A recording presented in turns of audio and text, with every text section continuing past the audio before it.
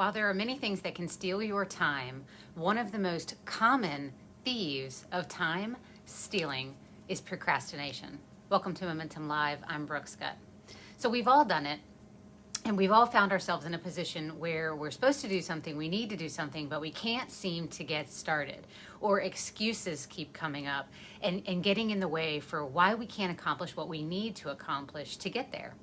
So I was reading this great book by Brian Tracy. It's Master Your Time, Master Your Life.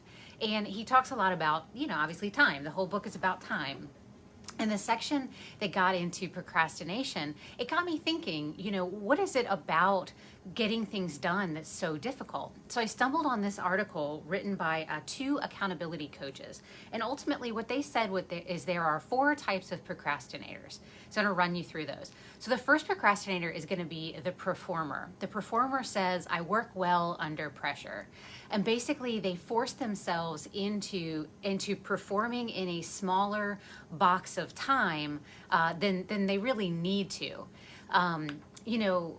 Another thing with that is typically performers are perfectionists, and what they want to do is they want to allot themselves a smaller amount of time so that in fact maybe they don't have to perform at such a high level. Kind of interesting psychology there.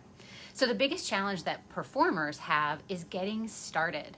And a suggestion for them is to pick a start date. Maybe not so much worrying about an end date when you're going to complete something, but actually picking a start date of when you're going to begin and then allow yourself to work through to the end. So the second type of procrastinator is the self-deprecator that says, I'm so lazy right now. And what's interesting about this type of procrastinator is that they are the absolute opposite of lazy. Typically, they are, when they don't do something, they're so hard on themselves. And they tend to blame themselves. They tend to be stubborn. They, tend to say that inaction has something to do with laziness, when in fact, they're tired. And what, the biggest challenge is with these types of procrastinators is you need to take a break. And we all know that you're probably going to say you don't have time to take a break, but you need to take a break, take a walk, recharge, re-energize, and then come back to actually starting the process of whatever you're trying to work on. So then the third type of procrastinator is the overbooker, who says, I'm so busy. So these people are pros at filling up their calendar and then feeling super overwhelmed. And it's probably the most common excuse according to these accountability coaches. So interestingly, they go on to say that the busiest people are the ones who get the most stuff done. And the biggest challenge that these people have is that they create chaos to typically avoid what they need to face right now. And the solution for this is some introspection. It's asking yourself, what is it that you're trying to avoid right now? Why? So then the fourth type and the last type of procrastinator is the novelty seeker, who basically says, I just had the best idea.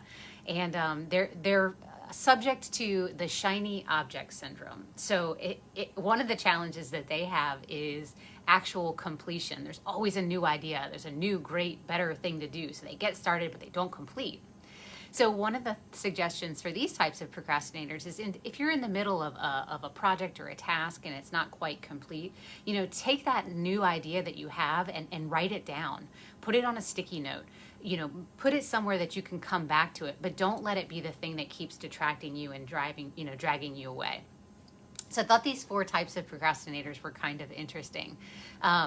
There's a couple other things that I wanted to share with you that's actually from the Brian Tracy book, and he talks about a few ways to overcome procrastination.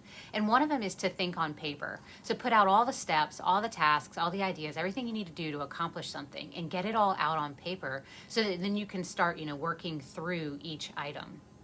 Another thing is when you're about to get started with something, gather everything you need to start and complete that task. So you're not interrupted and not lured away by the option of being distracted or procrastinating further because you needed to get a cup of coffee or something like that.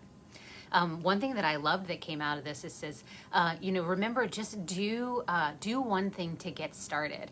Oftentimes, 20%, the first 20% of our activities accounts for 80% of the value towards a task. One other way to look at things is look at it from the outside in. So look at the small tasks first, accomplish those small tasks, and then work towards the bigger ones. Conversely, you can go inside out, where you start with the big tasks and then eventually work your way down to the smaller tasks. So we're all procrastinators. We all do it. The point is to be aware of it, to figure out why, and to figure out how we can overcome it. I hope you guys have a great Monday and a great week, and I'll see y'all next week.